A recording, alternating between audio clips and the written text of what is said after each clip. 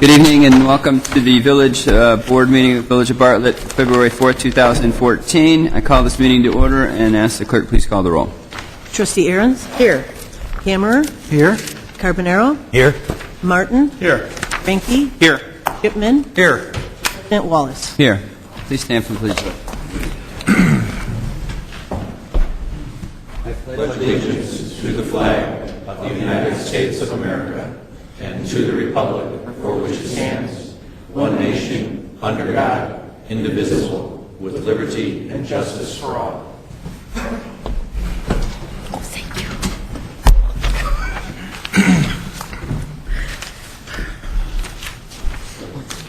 The item on the agenda is our consent agenda. All items listed with an asterisk are considered to be routine and will be enacted by one motion. There will be no separate discussion on these items unless a board member so requests, in which event an item will be removed from the general order of business and considered at the appropriate time on the agenda. At this point, I would ask if there's any items that anyone would like to add or remove from the consent agenda. Mr. President, I'd like to add items C1 and 2 to the consent agenda. Okay. Anything else?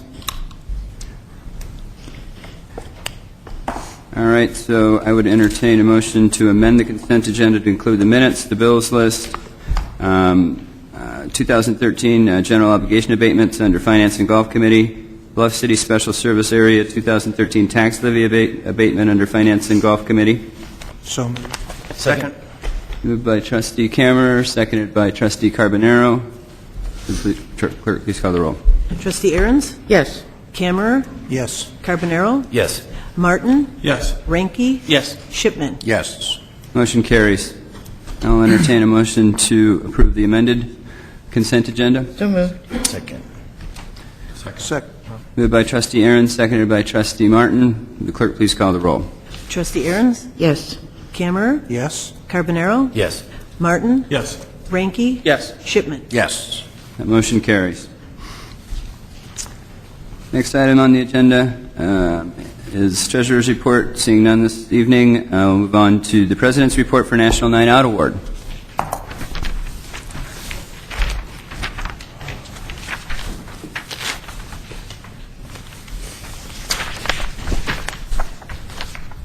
Mayor and ladies and gentlemen of the board, my staff is more than capable of providing this presentation. This is their award. They're going to do the presentation, but I felt the need to hijack it for just about 30 seconds. They're too humble to say much about themselves, but I can tell you I have the honor of working with this Officer Flores and Sergeant Pekelis and Officer Alagna for year-round, and I can tell you there isn't a week that goes by that I don't spend a portion of that week dedicated to galvanizing this town around this commitment. The motto of the police department is serve with care and protect with confidence. And after watching the spirit of these individuals for the year, we might have to add another rocker that says, and then some. So with that, I'd like to give them a round of applause.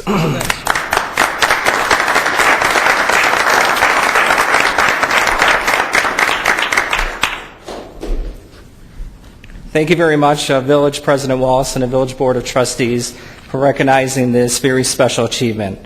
Back in August, when it was much warmer and less snow, the Village of Bartlett reached an important milestone by celebrating its 20th annual National Night Out. It was a truly amazing sight to watch all the residents and families gather in Bartlett Park to interact with their police department, elected officials, and members of the village administration. The rest of Chicagoland also took notice how special Bartlett is during the live news broadcast that took place during the event. The Village of Bartlett earned third place in its population category and was only one of two Illinois communities to place in the top 5 in any of the National Night Out categories. This was also the 12th time Bartlett finished in the top 3 National Night Outs since 2002. Once again, this year's remarkable achievement simply would not be possible without the continued dedication and support we always receive from you, Village President Wallace, and the Village Board of Trustees. It was really fun and remarkable to be able to see all of you at the National Night Out events. I know that the mayor came out with us to judge the block parties, and it was nice seeing the other trustees at the lead-in events, such as the skate park bash and the pool party, as well as the picnic in the park. I also would like to recognize the leadership and encouragement provided by Village Administrator Selmans and the rest of the department heads, which really, truly made this event very special and possible. So thank you. I would also like to thank Officer Lag and Officer Flores for their hard work in this year's National Night Out, the Bartlett Park District, the Bartlett Fire Protection District, the Bartlett Lions Club, all the businesses, civic groups, volunteers, and residents especially who contributed to the success of this community event. We look forward to seeing everyone at this year's National Night Out celebration on Tuesday, August 5th at Bartlett Park. And with that, I would now like to present you with this year's National Night Out plaque recognizing Bartlett's outstanding participation in America's National Night Out Against Crime. Thank you.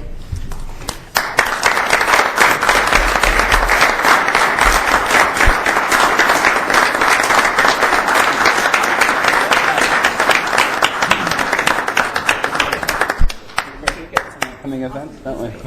Thank you. Is the photo up or? Thank you.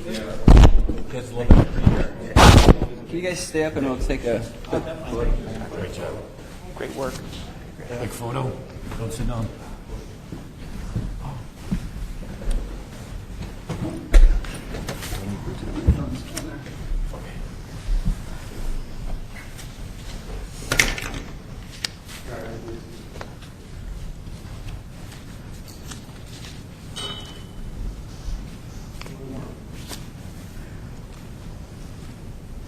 Smile.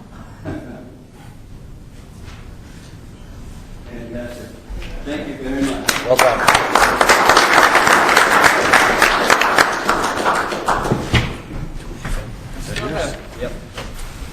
still have people coming up to me and saying, "You live in Bartlett? Did you know that's the 4th safest city in the world, in the country?" And I was like, "Yeah, I did know that. Thank you."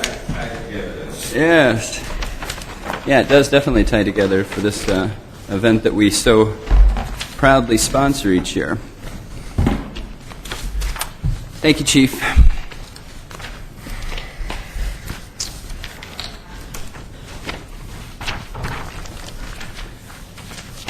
No cake?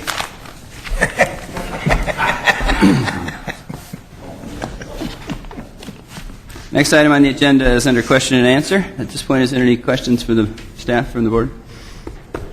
No, congratulations again to the chief, as always. The whole department, the whole village does a great job with that. As you know, I know firsthand how difficult that can be. And the challenge for you and the men and women of the department, of course, is to make it as good as it is every year. And you meet that challenge full on and break through the barrier and do just a spectacular job every year. So kudos to all of the men and women of our police department. I will gladly participate in the food eating event of walking around and judging. We didn't do a whole lot of judging, but my wife and I ate a lot of food. So, and you get a lot of different atmospheres, I should say, at those events. So that's great. It really does. I mean, those folks look forward to that every year. So, well done. I do remember the first time. I think it was the very first one 20 years ago, going up there with our kids. And I think there's probably 75 people at the park or something. Anything else? Hearing none, we'll move on to the town hall portion of the meeting. At this point, if anyone in the audience would like to address the board, feel free to do so. Please step up to the podium, state your name and address for the record. Good evening, Mr. President, trustees, and staff. My name is George Cozio, and I reside at 654 Hazelnut Court.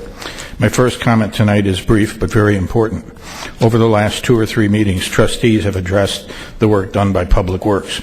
Today, I, as a resident, want to give a big compliment to Public Works employees and contractors alike for the work they've done this winter. We've had a lot of snow and awful cold temperatures. The people of Public Works have made our lives so much better by the work they've done in these trying conditions. Our roads have been plowed and salted, and as a result, safe for us to travel about. It's easy to take this service for granted, but we must not forget. Again, a big thank you to Public Works and all those who work there for us.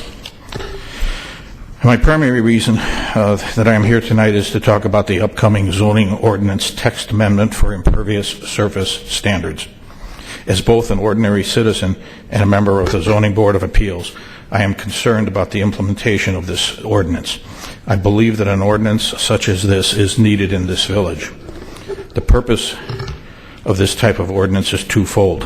One, to control stormwater runoff by allowing natural absorption, and second, to maintain and improve neighborhood appearances. Some would say that this only affects 200 or so homes in the village today that may be over the limits. At this time, there would be no effect on these homes unless they wanted to build on their lots. The long-term benefit is if and when a homeowner currently under the limits comes in wanting to build something new on their lot. If their project results in more impervious surface that would take them over the proposed limits, we have nothing to use, nothing to guide us, or to point to what says they cannot always do what they want. The ordinance would set the guidelines. Having established impervious surface standards would make the issue easier for the village to control. Yes, the village is built out for the most part. There will be a limited number of new residents being built, but changes and improvements will go on for a long time. This isn't intended to deter new construction or to deter improvement of existing residences. Rather, it is to help prevent runoff problems in the future. Impervious surfaces must be limited and controlled when possible. As a member of the ZBA, I was privileged to partake in the drafting of this ordinance.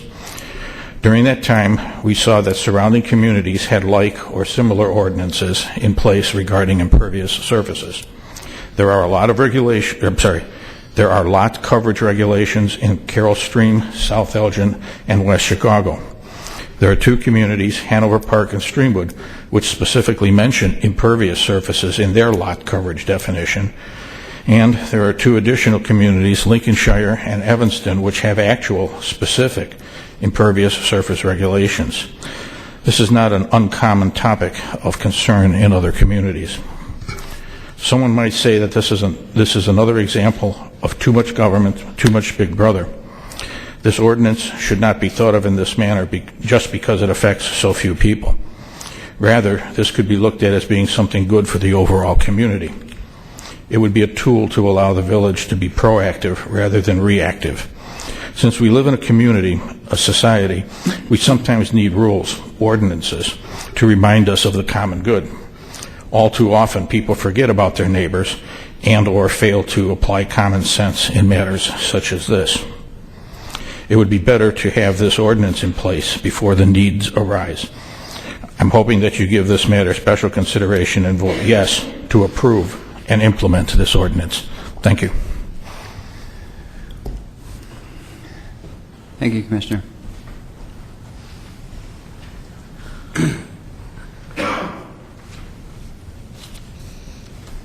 Jim McCarthy, 1175 Independence. And what better than on a cold, snowy night to come out and tell you what you already know, and that is that Paul Kester and his people have done just a very, very commendable and admirable job this winter under some very trying times, extended periods with which they have to be out there, and so I just wanted to publicly thank Paul and his people.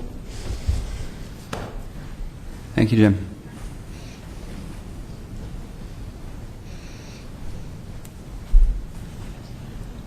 My name is Roberta Barino, 205 East Walnut in Roselle. I'm here tonight to express the support of the League of Women Voters of Roselle Bloomingdale for the adoption of the impervious surface standards. Should have used a bigger font. The League of Women Voters has been concerned with water quality issues since its inception 90 years ago and continues to be active in regard to water policy issues. The League of Women Voters of Illinois Education Fund is currently undertaking a stormwater education project. In 1986, the League of Women Voters of the United States adopted its natural resources position. The resource management section pertaining to water management states that the League supports comprehensive long-range planning and believes that wise decision-making requires consideration of environmental factors and protection of private property rights commensurate with overall consideration of environmental protection. Furthermore, the Environmental Protection and Pollution Control section specific to water resources states that the League supports water resource programs and policies that reflect the interrelationships of water quality, water quantity, groundwater, and surface water, and that address the potential depletion or pollution of water supplies. Measures to reduce water pollution from direct point source discharges and indirect non-point sources. Policies to achieve water quality essential for maintaining species populations and diversity, including measures to protect lakes, estuaries, wetlands, and in-stream flows.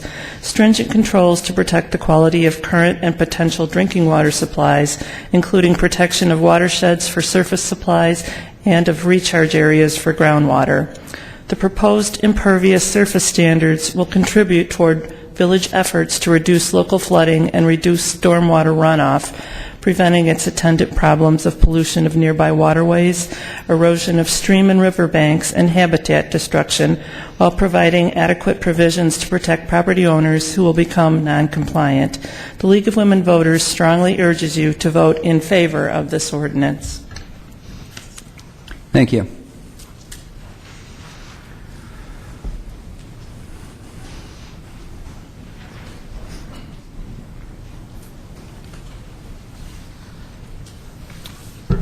Good evening. My name is Seth Lewis, 29W571 Sunnydale Court, Bartlett, Illinois. It is a privilege to be standing in front of you tonight. I am running as state representative to represent District 45, of which Bartlett is the largest population base in this district. As you heard, I am a Bartlett resident, and I would like you to know that I am committed, if elected in Springfield, to representing not only our village but the entire district. Although I am new to politics, I'm not new to the issues. My mother is an alderman in St. Charles, so I have great understanding and appreciation for all that you do. My father is a Kane County board member as well, so I understand the county issues. Thank you very much, and I look forward to seeing you around. Paul, you've done an excellent job. I've been walking the streets for a good month now, and I've been able to get where I need to go. Thank you very much. Thank you, Mr. Lewis. Anybody else like to address the board at this time? Hearing none, we will move on to standing committee reports. Next item on the agenda are standing committee reports, and the first standing committee is Planning and Zoning, chaired by Trustee Camerer. Thank you, President Wallace. There is one item this evening under the Planning and Zoning Committee, and that is the proposed zoning ordinance text amendment to establish impervious surfaces standards in residential zoning districts. This was tabled at the last meeting, and I requested more information on complaints and how it will affect the building department and the people enforcing this code if it is adopted. The staff has furnished additional information. I therefore move to remove the impervious surface ordinance from the table. Second. It's been moved by Trustee Camerer, seconded by Trustee Ranke. Yes. Is there any discussion? Well, yes. There's no discussion on a motion to remove from the table. Just a vote? Yeah, just a vote on that, but the discussion would be when we the main motion. Okay. Well, then, with regard to the proposed impervious surface ordinance, staff is proposing maximum impervious surface percentages. We have to vote. We have to vote? The clerk, please call the roll to remove it from the table. All right. Trustee Ahrens? Yes. Camerer? Yes. Carbonaro? Yes. Martin? Yes. Ranke? Yes. Shipman? Yes. Motion carries. The impervious surface Okay. ordinance is now off the table. Okay. Then with regard to the proposed impervious surface ordinance, staff is proposing maximum impervious surface percentages for all building structures paved and impervious surfaces on residential lots varying depending on the size of the lots as follows.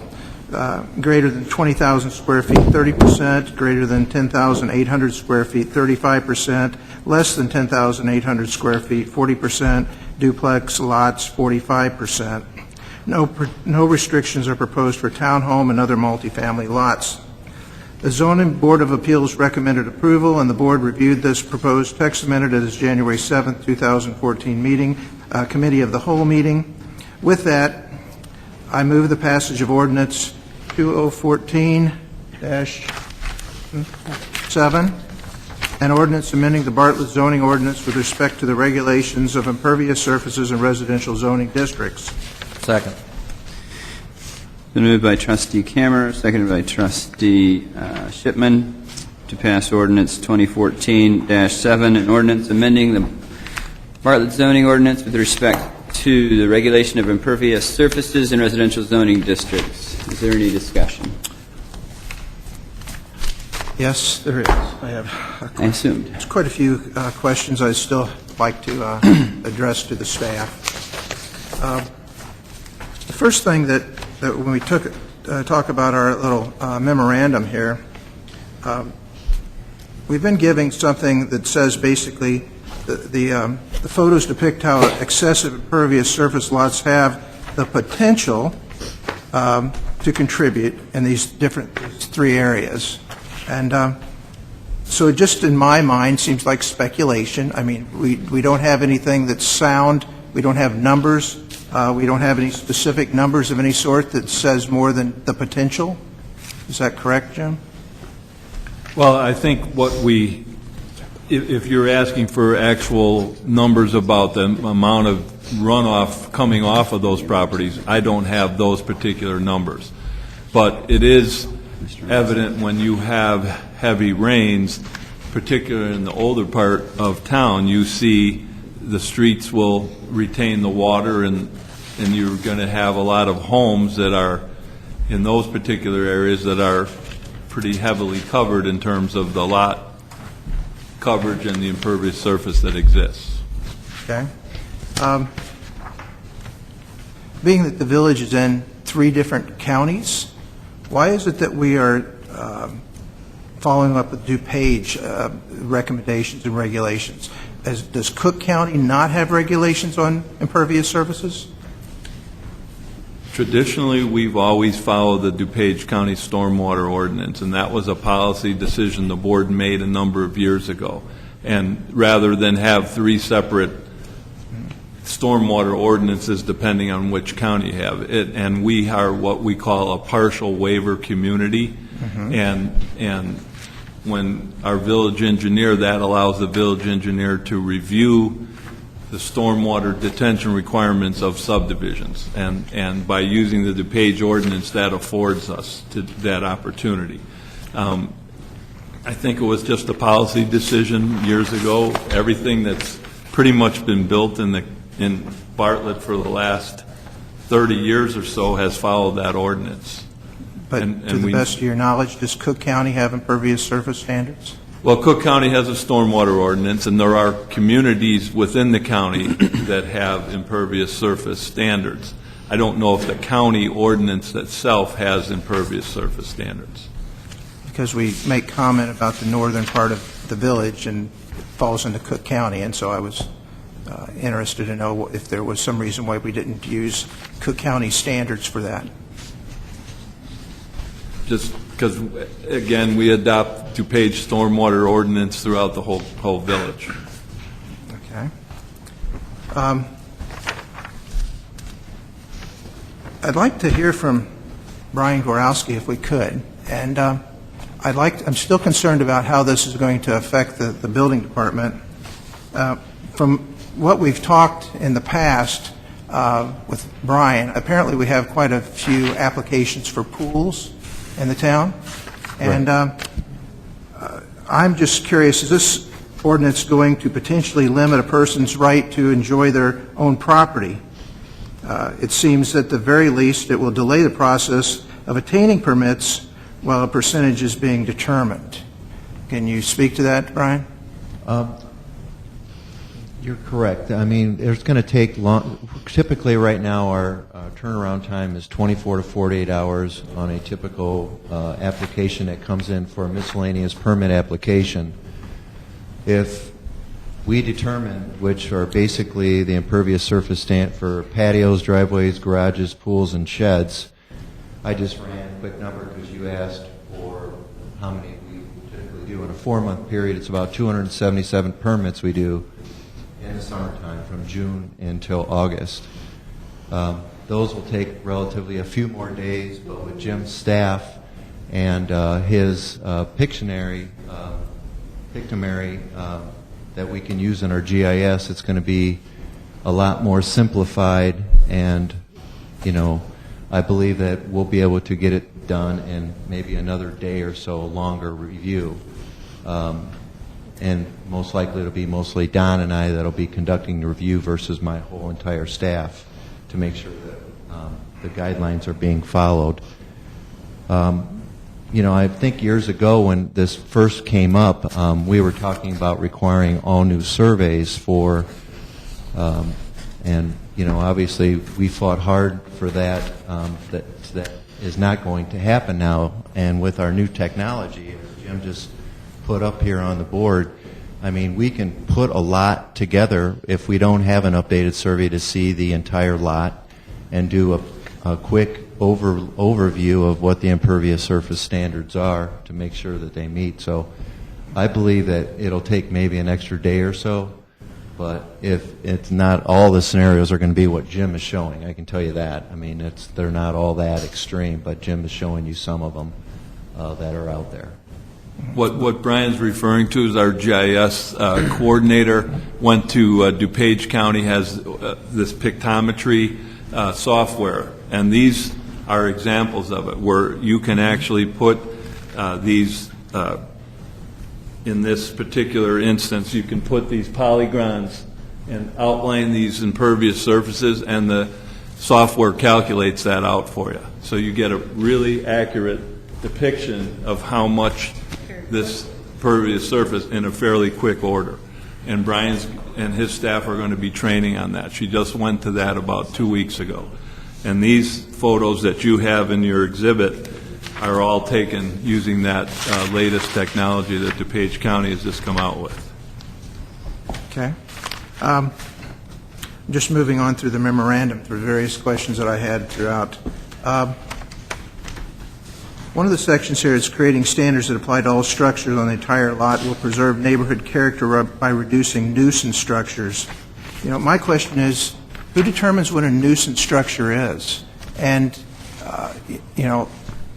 what one person considers a nuisance within reason could be something quite acceptable to someone else. A basketball court is made as or sporting activities, pay for sporting activities. I can only assume that means basketball courts. So in some ways you're saying a basketball court in the backyard is a nuisance activity, and yet I'm a little concerned about who's deciding who the nuisance activities will be. Who's making that decision? Well, in my estimation, that's not a nuisance. Your estimation, it might be. So how do we define those terms, and who makes that decision? I think what we're referring to is that when you go over that percentage that's allowed in the particular lot size, then it's the term nuisance is applied there. It could be a shed that's sitting out in the backyard, and you want to build a patio out to it, and you're exceeding that standard. That's really where it's talking about, not that one thing's going to be a nuisance as opposed to another. And there are ways to address that with outdoor patios. You can go to, as I mentioned before, you can go to the patios that allow the water to absorb through those, and you'll get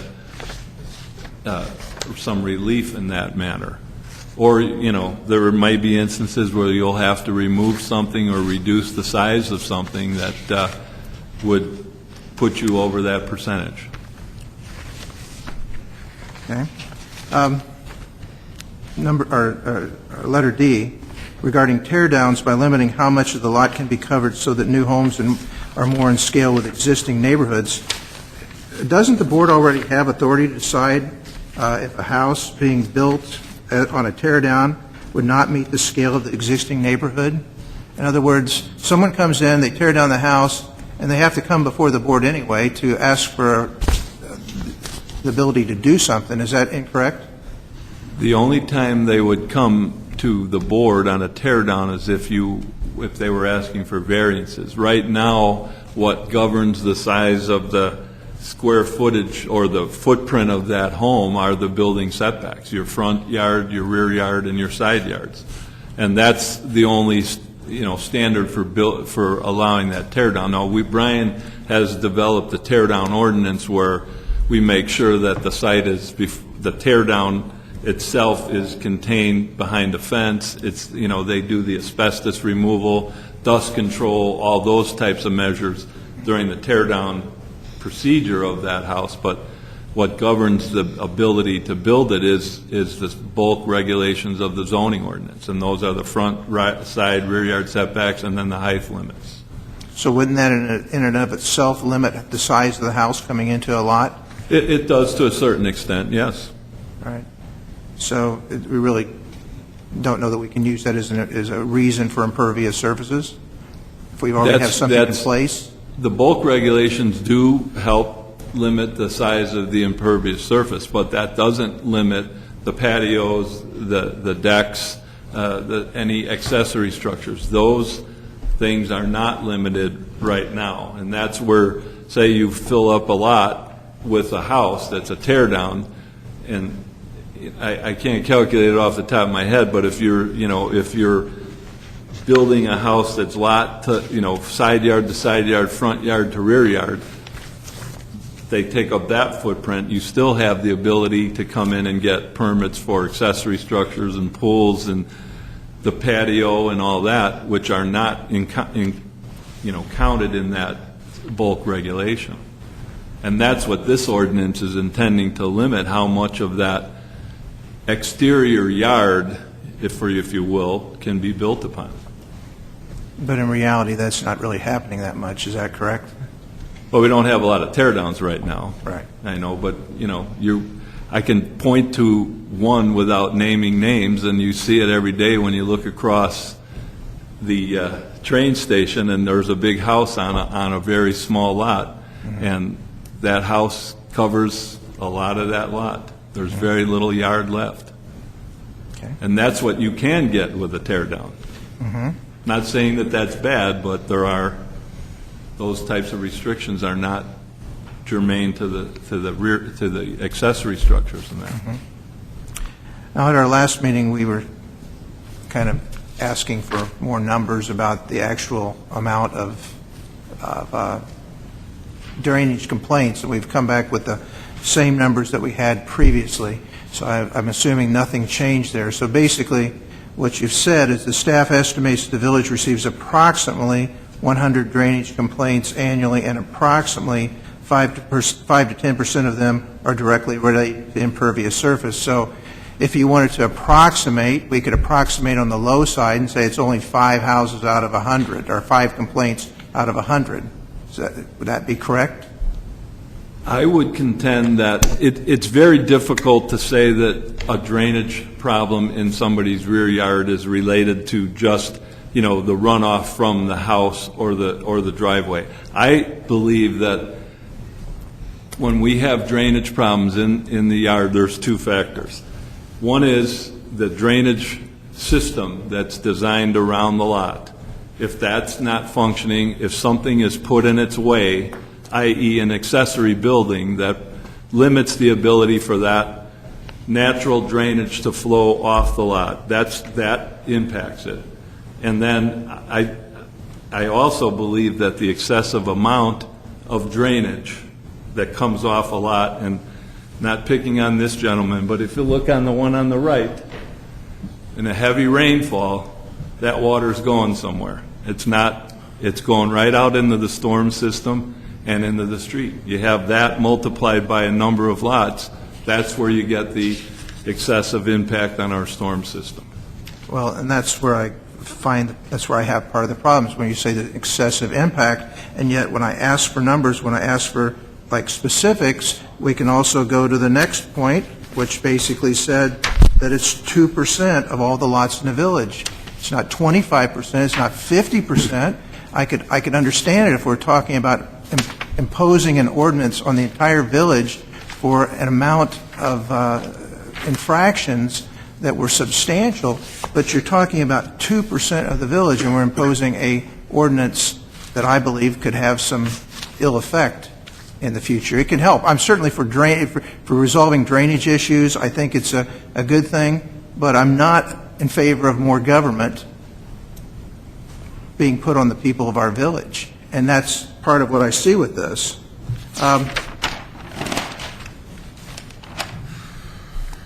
So, I just have concerns. I have concerns about the building department, and whether it's just or correct or incorrect, there's a perception within our community that the building department can be hard to work with from time to time. I'm not saying it's true. I'm not saying it's not. I'm just saying it's a perception. I'm concerned about putting the building department in a position that's going to make it harder for them to allow the residents to attain the things that they want to do in their own property. And if the building department comes in and says, well, no, we're not going to do this, or we can't do this, that becomes a concern. It becomes a concern on the amount of leeway that the building department can give to a person. Are we talking about a strict percentage here? Someone comes in and wants to put on an addition to their house, but if they do that, they're going to be at 35% instead of 30%. How much flexibility are we giving the residents here to be able to do things without turning around and saying, well, this doesn't meet the ordinance, so you need to turn around and we have another variance that has to come before the board.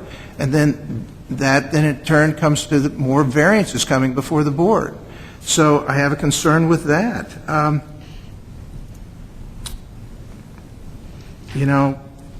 I think that there has to be some degree of flexibility with all this.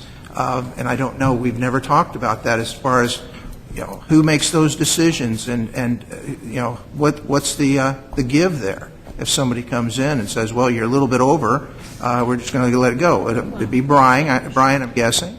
But. I believe, Trustee, I believe that if it's like a percentage or a few percentage points over, Jim and I will both sign off on it if we feel that it's not a big detriment to the yard. If I don't feel in that specific area where they want to build and I don't really have any drainage issues and there's a storm sewer in the backyard and that type of thing, and if they're willing to install an underdrain or do some best management practice, I'm willing to work with them, and I'm sure Jim would as well. Well, and I think that's great. I think that you work with it. My concern here again would be, well, one person gets something granted to them and another person doesn't. And they come back and they complain and they say, well, you let this person do it for 5%, but I'm at 6% over and you're not going to let me do it. Like I'm saying, we don't have specifics on that, and how do we decide? I mean, it falls upon you guys' good nature to be able to say, well, this is okay, this is not okay. Well, I think that's why the variance process is put in there. It is going to be more of a stick to these percentages. Right. And then you would have to get a variance. Somebody who has 65% impervious coverage on their lot is going to need to take out a lot of that to get down to the 40%.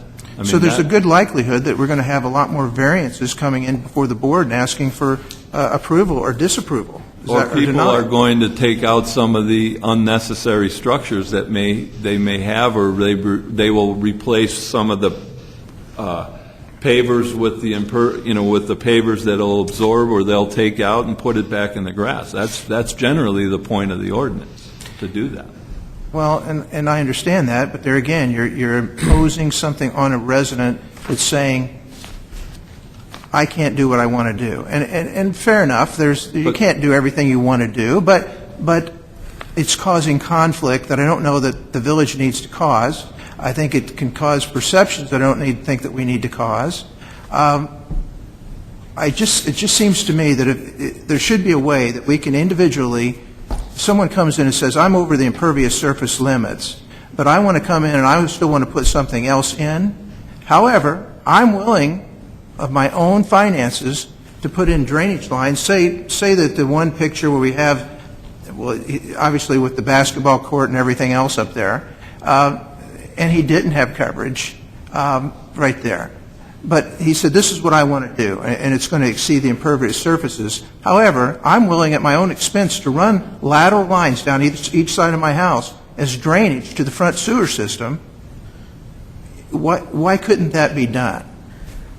Well, the ordinance is intended for limiting the impervious surface. If there's an engineering solution that satisfies, as what Brian mentioned, the term best management practices, and they could install some type of on-site detention, which is something that the DuPage County Stormwater Ordinance would allow, we might have some ability to do that. I believe if they go over the percentage, they're still going to need a variance, though, from your ordinance.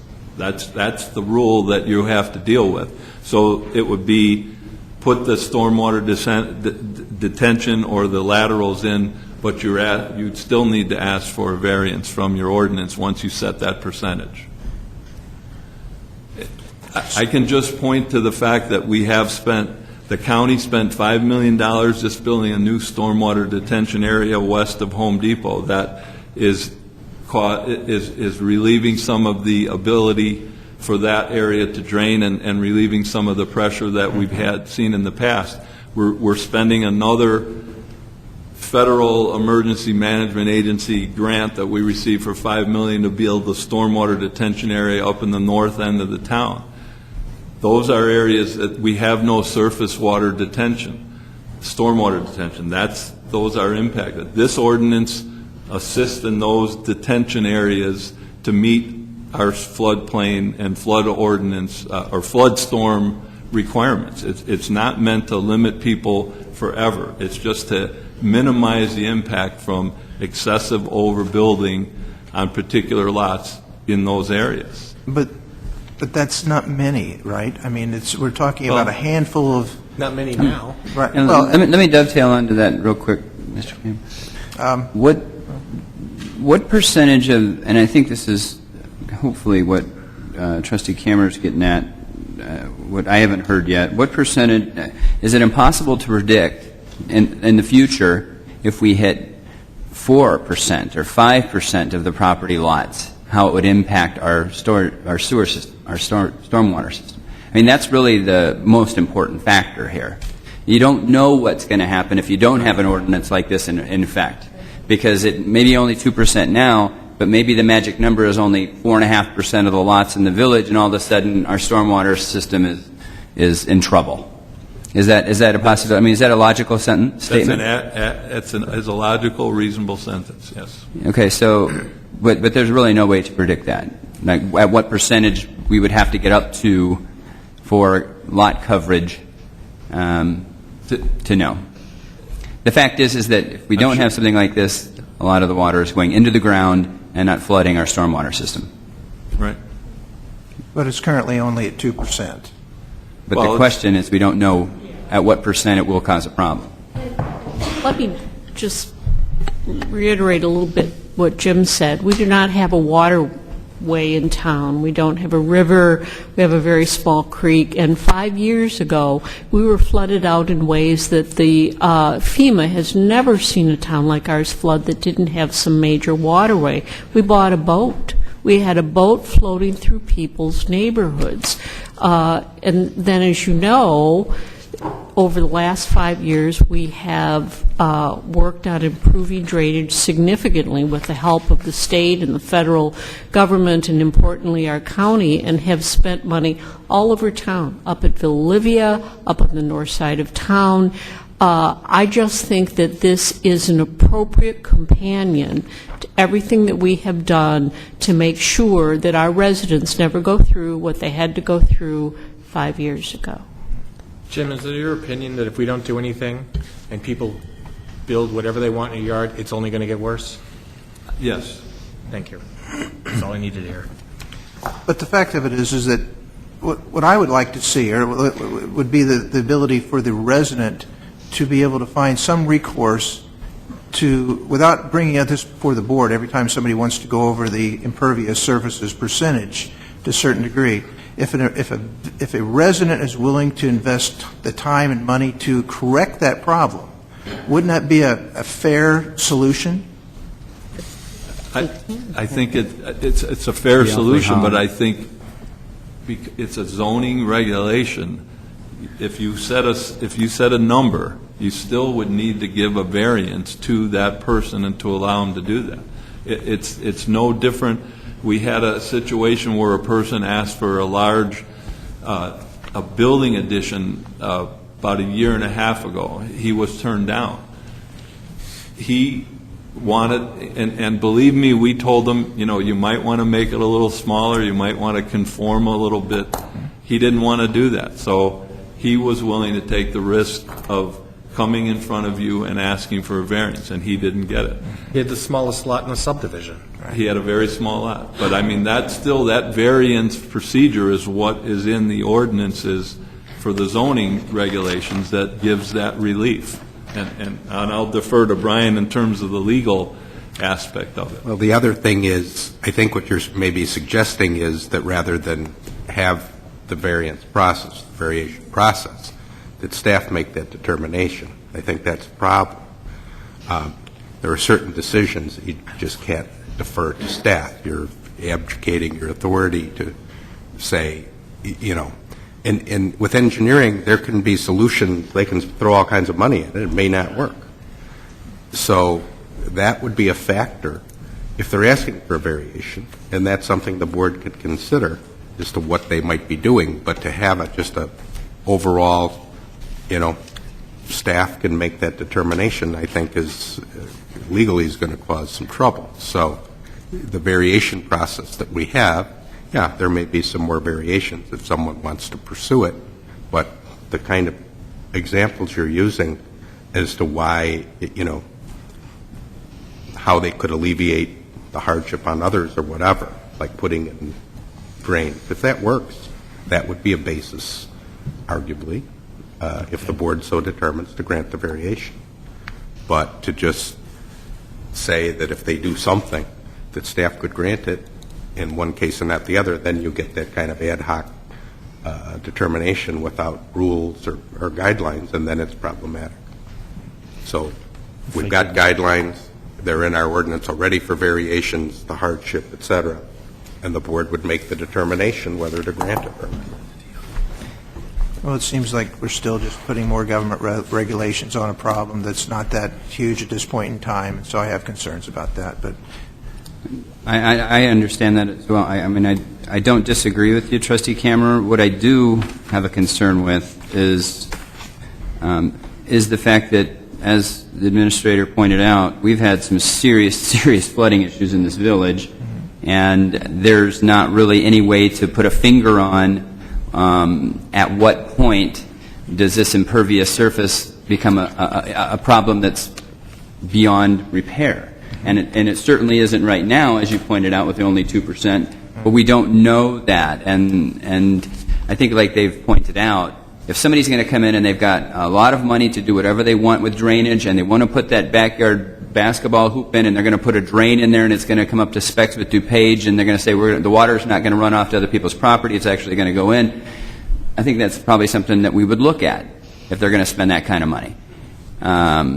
So they're spending their own money to fix the problem, right, and do it correctly, right. Whereas we have somewhat of understanding that we're trying to limit the amount of flooding going on in the village. So, and if that was the understanding, that the resident could come before us and potentially exceed that amount, but have the variance that would allow them to do what they wanted to do under their own nickel, then I guess I really am okay with that, allowing them to. I think if he came in front of the board and he was going to pay on his own, I would vote yes. I think that everyone up here is rational, but if we don't have that and they go and build that in their backyard and there's no regulation against it, and it starts flooding next door, there's no recourse. I guess the neighbor could sue the neighbor. Yeah. And this isn't a problem that we can wait to become a problem. We have to get ahead of it, because it is inordinately expensive to remedy these problems. And FEMA and the state, they're not necessarily always going to have $5 million for us to literally change the boundaries of this village to store water. So we've got to get ahead of this problem. We've got to deal with it and come up with a plan for our stormwater. Which I think the village has done very. I'd like to call for the question. Can I make one brief statement? I'm sorry. You don't have to raise your hand, Vince. You can just. I still want to interrupt because it was going back and forth. Jim, if you could role play with me just for a second. I'm really bad when it comes to plumbing. That's my property. Okay? I built all that stuff, and my neighbors are flooding. Is there any ordinance that I'm violating? No. Why not? Because you got permits, assuming you got permits to build all that. I took Brian to dinner. Yeah. No. I mean, actually, we do, because we require that any structure that you build can't create a nuisance onto adjoining property. So if there was a complaint, then we could go after that owner if there was a permit for it. And they would have to come up with some remedy to fix it or move it. Or I did get my permit. We went through the proper channels, and now my neighbors are having problems. Because we don't have this ordinance in effect, there's really nothing you can do. So the ordinance is going to help the other people who are a victim of what is going on. Correct. Okay. So right now I've gotten all my permits. We passed this ordinance. Am I in violation of anything? You would be considered non-conforming, and if you wanted to do something else, you would have to come down to the percentage that we had set for this district. Okay. And whether you do that by making some of that basketball court smaller, or you make it allowed drainage to come through that patio or something like that, that's what you would have to do. Okay, so we really need this to help solve the issue, so that it doesn't continue. Yes. Make the basketball court out of Flagstone. If I can put in a make just a very brief comment. I had no intention of speaking, but I kind of feel led to at this point. You know, we're using phrases like, well, this isn't really a problem, and it's only 2%. I'm in that 2%. My basement has flooded several times, and it is a life-changing event. Sure. It is tragedy, and I'll tell you, this is a 10-year firefighter that is probably equivalent to having a fire in your home. And to say that, well, no, I think we can get around this, we can do this, we can do that, we can do this, when professional staff and engineering and other communities and everybody is telling us, you know, this is really the best way to go. And we're spending, not us personally, but we're spending $10 million to try and alleviate the flooding. Everything leads me to believe that this is really the right way to go. My record has clearly been that I do not favor additional government regulation, but I think sometimes there are some things that we have to do that's for the betterment of the public, and this is clearly, to me, one of those things, and I will be voting in favor of it. I agree with you if you're ready to call the vote. Yeah. Is there any other discussion at this time? Hearing none, will the clerk please call the roll? Trustee Ahrens? Yes. Camerer? No. Carbonaro? Yes. Martin? Yes. Ranky? Yes. Shipman? Yes. That motion carries. Thank you. Next item on the agenda is under Building Committee, Chairman Martin. I have nothing at this time. No report, Mr. President. Thank you, Chairman Martin. Next item on the agenda is under Finance and Golf Committee, Chairman Ranky. Thank you, Mr. President. All of our items were taken care of on the consent agenda. Thank you, Chairman Ranky. Next item on the agenda is under License and Ordinance, Chairman Cameronero. Thank you, Mr. President. The only item on the list was covered under the consent agenda. Thank you, Chairman Cameronero. Next item on the list is Police and Health Committee, Chairman Shipman. Nothing to report this time, Mayor. Thank you, Chairman Shipman. Next item on the agenda is under Public Works Committee, Chairman Ahrens. We have no agenda items. Thank you for asking, Mr. President. Thank you, Chairman Ahrens. Item 12 on the agenda is under new business. Is there any new business at this point? Hearing none, we'll move on to question and answers. Any additional question and answers that came up in the board meeting for the staff? Paul, how's our salt? You took the question right out of my mouth. I always ask him. Can you go check right now? Because I think it's snowing. Spread a little around our cars, will you? At 4:30 when I left this afternoon, we did still have salt in the bins. We have the past 2 weeks where we have received 2 different shipments from the state. Those are the first 2 shipments we've actually received, and we've placed orders with. We received 400 ton 2 weeks ago, 400 ton this past week. We still have more on order. We're still receiving it from the state. We still have it in the bins. All we can do is, hope for better weather, but I do believe that we have adequate. We have depleted quite a bit of our stock. The good news is this year we were busting at the seams with salt before we even went into it. A little bit different for next year's. Next year we'll have to order before the event occurs. So we're doing fine at this point. Staff has been doing a great job. Thank you very much to our staff.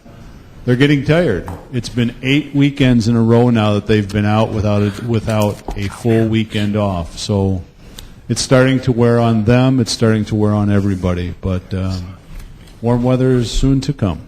Great. Thank you. Well done. Well done on the roads. I mean, I think I don't know about the rest of you, but I drive in a lot of other communities, and I think our community is proudly the cleanest streets and the ones that I frequently visit. So, well done. Any other question and answer this time? Hearing none, we'll entertain a motion to adjourn. So moved. Second. Moved by Trustee Aaron, seconded by Trustee Martin. Would the clerk please call the roll? Trustee Ahrens? Yes. CAMERER? Yes? Carbonaro? Yes. Martin? Yes. Ranky? Yes. Shipman? Yes.